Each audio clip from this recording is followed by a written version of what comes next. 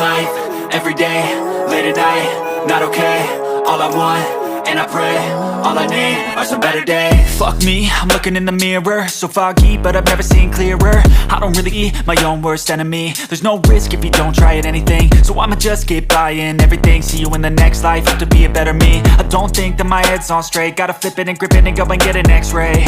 What's wrong with me? I just feel weight pushing on my chest and it squeezes till I suffocate. Better change my mindset.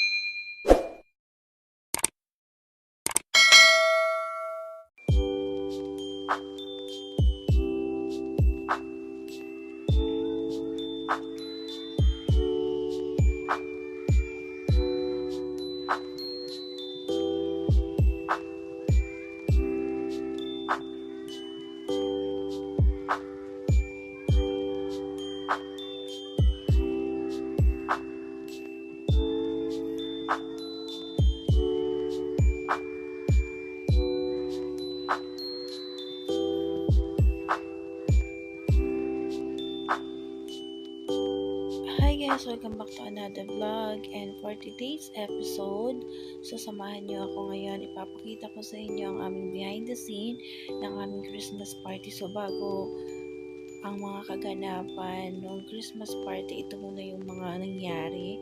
So andito kami ngayon sa aming classroom sa grade 4 Orchid. So ito sila Russell, at ako naman ay nag-prepare ng aking buffet area, ng aking sweets corner, kasi ginagawa ko talaga to para sa mga bata. So ito yung rason kung bakit marami ang paghahakot na naganap ng mga nakaraang linggo at araw. So ilang araw din ako nag-prepare para dito, at ito na nga yung ang moment na kung saan ilalatag na yung mga dapat ilatag.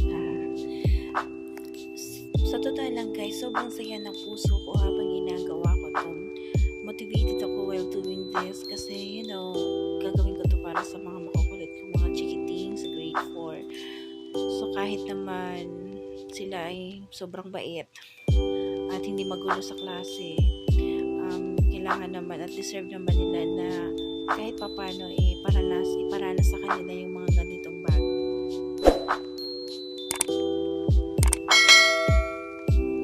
At habang ginagawa namin ang preparasyon na ito, sobrang happy at excited sila sa mga gaganap bukas, December 13, 2023.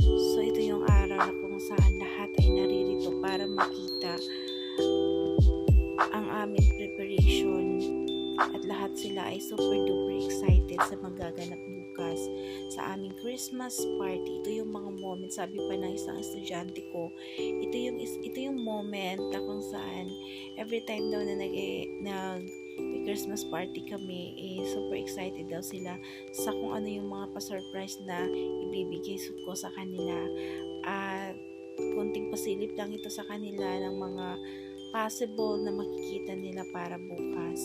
At nagre-ready sila, nandito sila ngayong araw na to, at the same time para mag-practice din ang kanilang mga ganap na preparation din nila for the Christmas party dance number nila.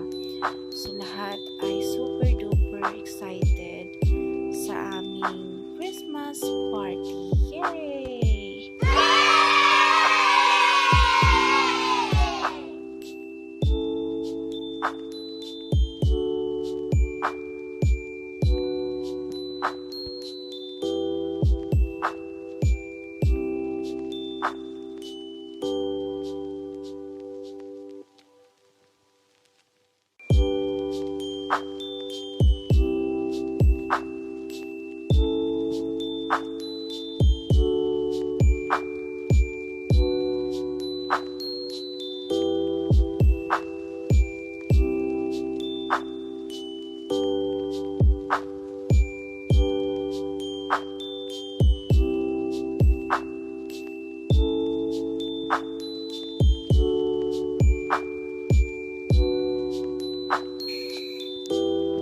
Din yung ginugol ko para mabuo at ma-realize yung Christmas party namin ito, kasi nga nung August pa lang, September, October,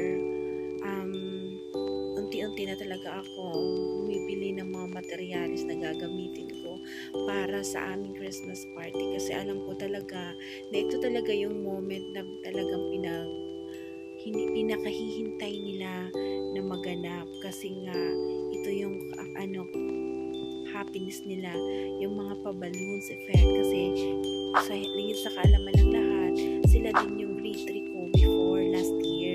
So ngayon, gusto ko something na naman yung maibigay at ma-cater ko sa kanila at ito na nga yung guys.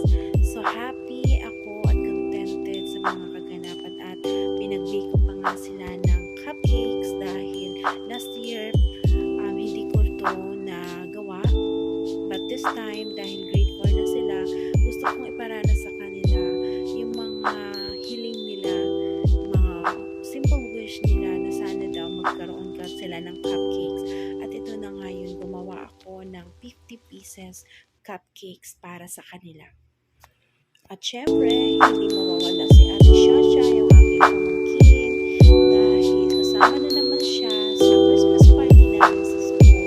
Sinama ko siya guys kasi nga mga friend din niya yung advisory ko. At syempre guys, hindi mawawala ang aking pamangkin na si Shahani dahil mga friend din niya yung mga grade 4 advisory ko.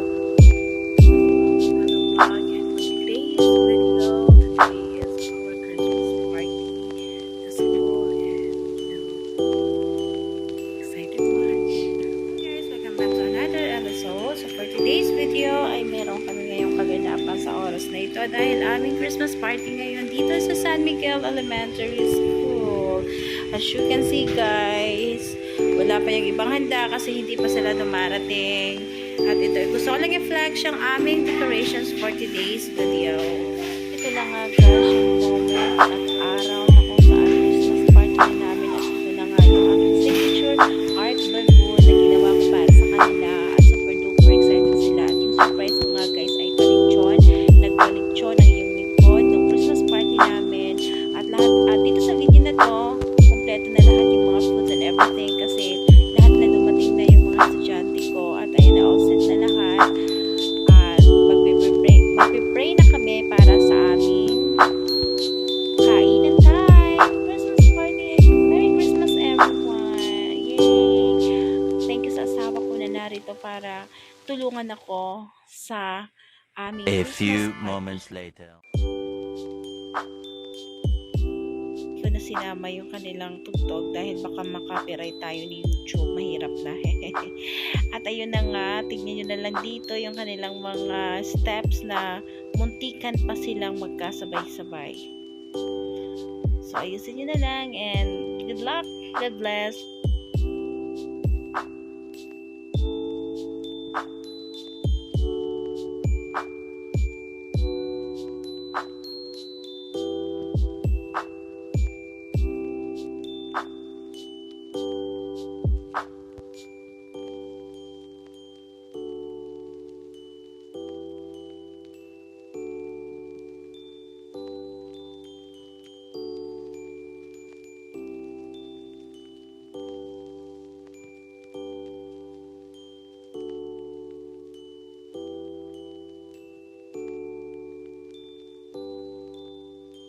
Sobra talagang nakakataba sa puso yung mga bagay na simple lang ganito, na nabibigay mo sa mga estudyante mo yung mga kahilingan, mga simpleng kahilingan nila kasi ito talaga yung nagpapasaya sa mga bata.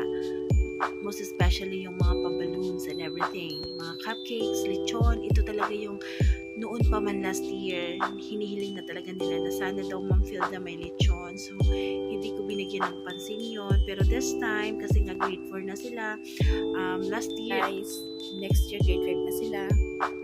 So, why not na ibigay natin yung mga simpleng mga gusto at wishes nila. At ito na nga yun guys, hindi nila alam, walang ka-idea yung aking mga kabataan na ito nga yung plano ko na magbibigay ako ng lechon. Ang clueless sila sa mga ganganapan kasi yung na-expect lang nila guys ay magbibigay ako ng mga regalo sa kanila. At hindi ko sila binigo sa mga oras na ito dahil ito ay isang munting handog at mas ko na rin sa kanila yung effort at love na binigay ko sa kanila is nakita naman nila. And that's it. Super duper masaya sila sa mga kaganapan na mayroon kami dito nung Christmas party namin. So lahat ng mga gamit na meron ako, hindi naman lahat, iilan lang to sa mga gamit na meron ako na hinakot ko na. At ayun, ito makikita nyo dito sa mga sulit ang pagod, lahat ng mga efforts and everything, sulit lahat. Sa reaction nila na sobrang saya at nagpapasalamat sila dahil daw sa mga surprise na inihanda ko sa kanila, at sobra silang na-amaze at sobra silang natutuwa talaga sa pa-cupcakes and lechon, kasi yun talaga yung ultimate wish nila, na sana daw magkaroon ng lechon during Christmas party. Last year pa nga to, so ngayon ko lang naibigay sa kanila. So again, Merry Christmas everyone. Love, Mom Filda. Merry Christmas!